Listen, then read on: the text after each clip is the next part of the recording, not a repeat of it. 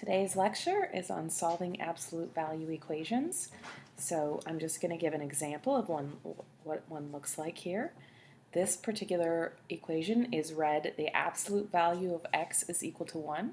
In math we use lots of different symbols to mean different things, and in this particular case these straight lines is an indicator of absolute value.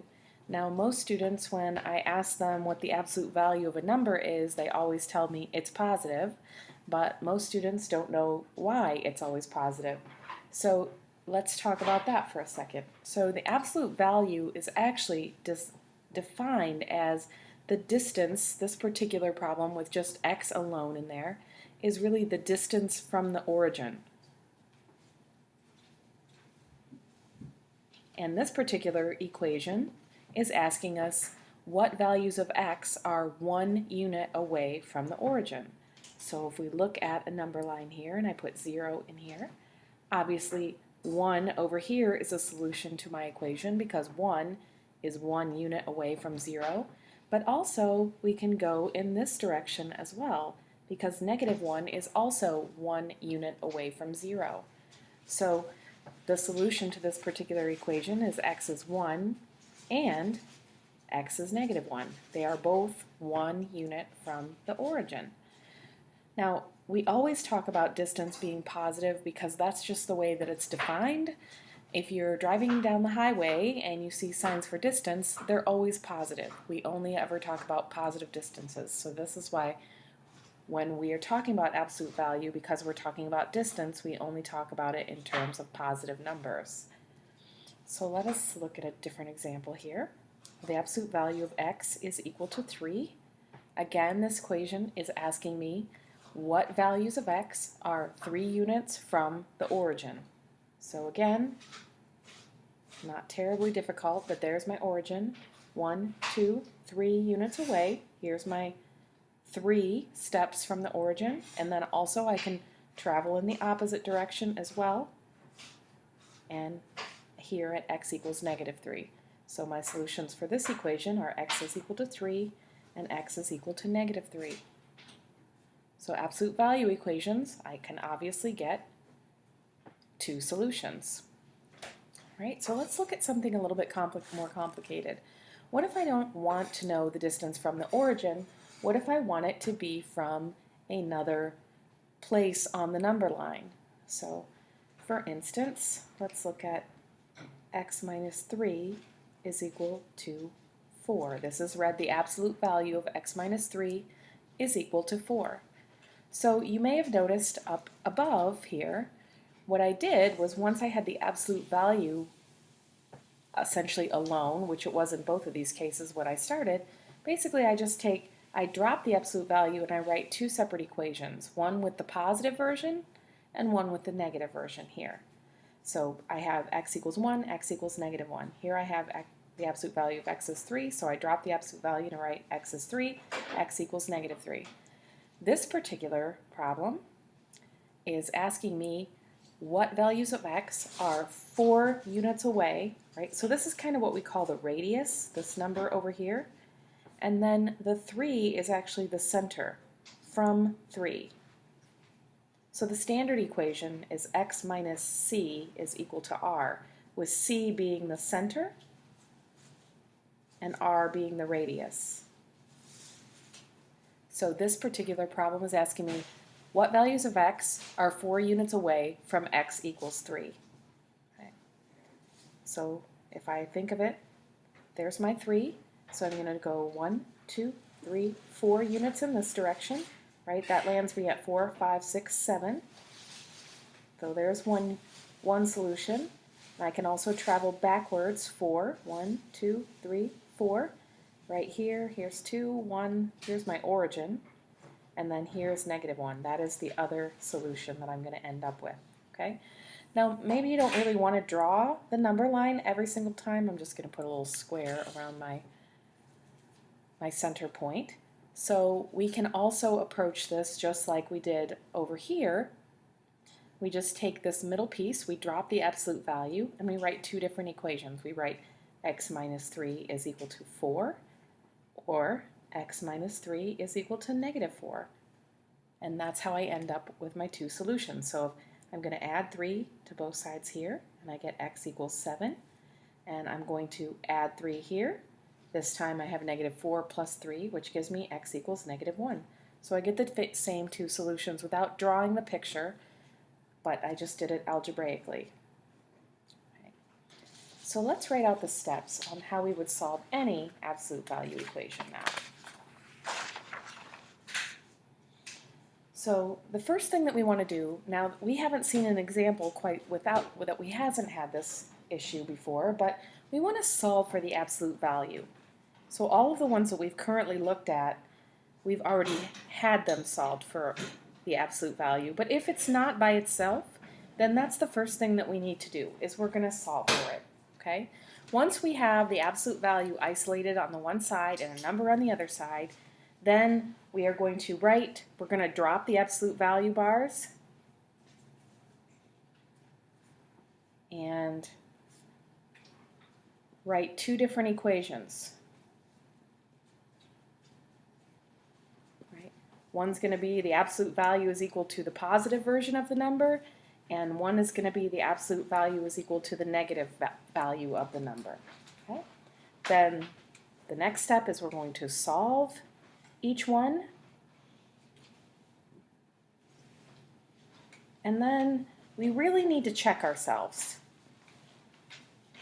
because up until this point we haven't come across this type of issue before, but this is the first type of equations that we're going to talk about that actually will sometimes give us what is called extraneous solutions. And extraneous solution is just a way of saying that basically it gives us sort of a false positive. It'll give us a solution that doesn't really work. So because of the way the absolute value turns things into sort of like positive things, there are sometimes solutions that don't actually work. So this is the first type of equation that we're going to work with that does happen. Okay. So let's look at one where my absolute value isn't isolated.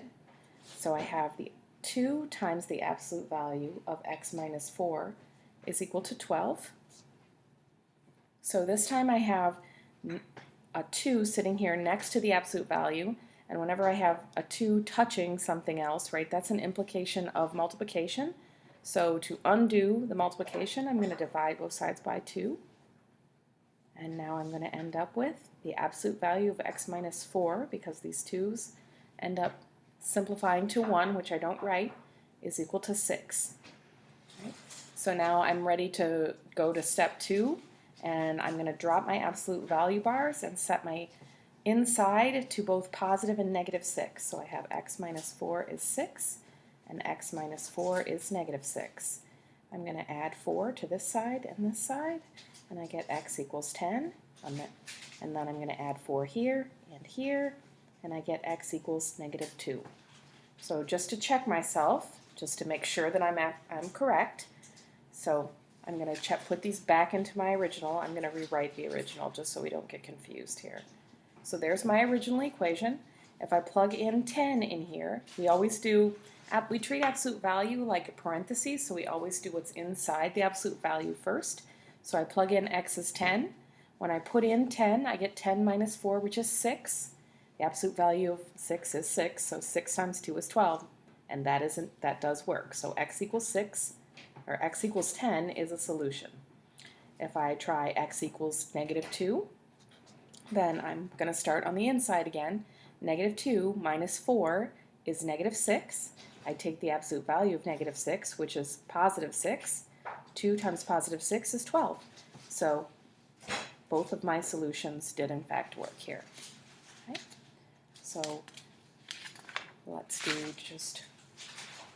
we'll just maybe do 2 more here. I have -2 times the absolute value of 3x minus 2 minus 4 is equal to -14. Okay, so this one's a little bit more complicated, and so what I want to do is I want to treat this absolute value right here like it's one giant variable. So I want to solve for it. So whenever I'm solving equations, I always do addition undo addition and subtraction first. And so this plus 4 is the first thing that I can deal with. So I'm going to add 4 to both sides of my equation. When I do that, my 4's drop away here, and I end up with negative 2 times the absolute value of 3x minus 2 is equal to negative 10. And now I need to divide both sides by the negative 2 because I have multiplication here. And division undoes it. These two end up simplifying to 1, leaving me with the absolute value of 3x minus 2 is equal to now positive 5, because a negative divided by a negative is positive, and 10 divided by 2 is 5. Alright, so now I am ready. Now I have absolute value equal to a number, so now I can break these apart, as 3x minus 2 is 5, and 3x minus 2 is negative 5. Right. I'll start with the left-hand equation. I'm going to add 2 to both sides, and I get 3x equals 7. So my x is 7/3. Here I'm going to add 2 again on this side, this time giving me 3x equals negative 3, and so my x here is negative 1.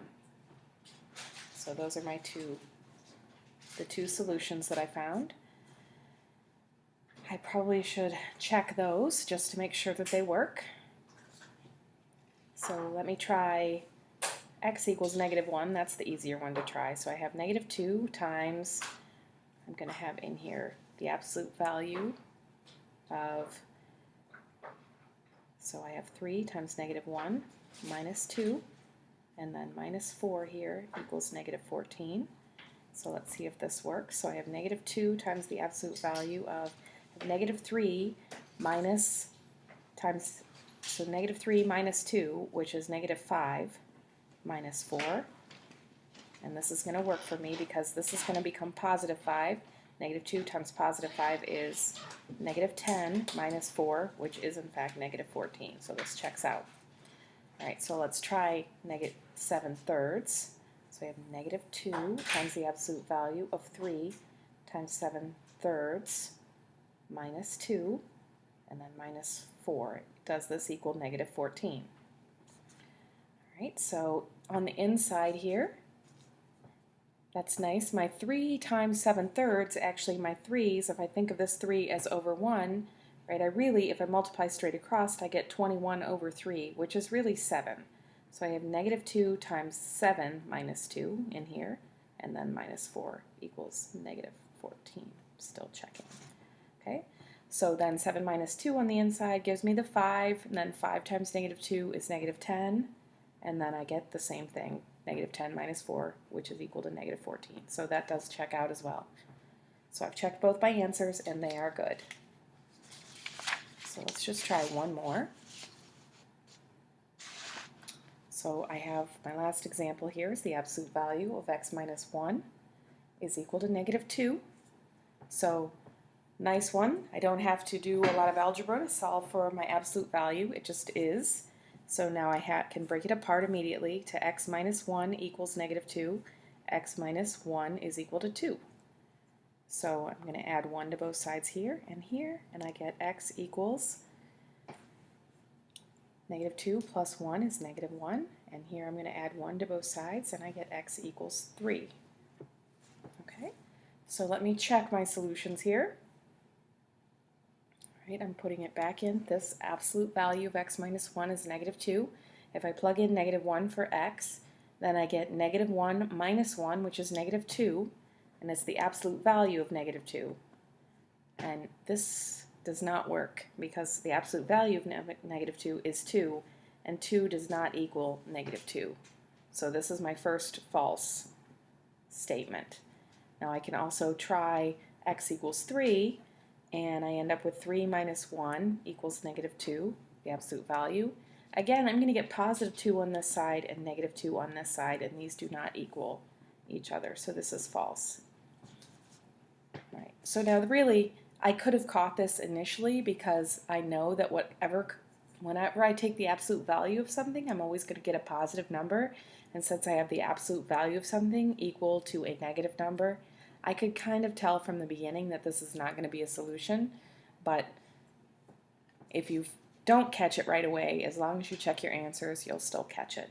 So that concludes our absolute value.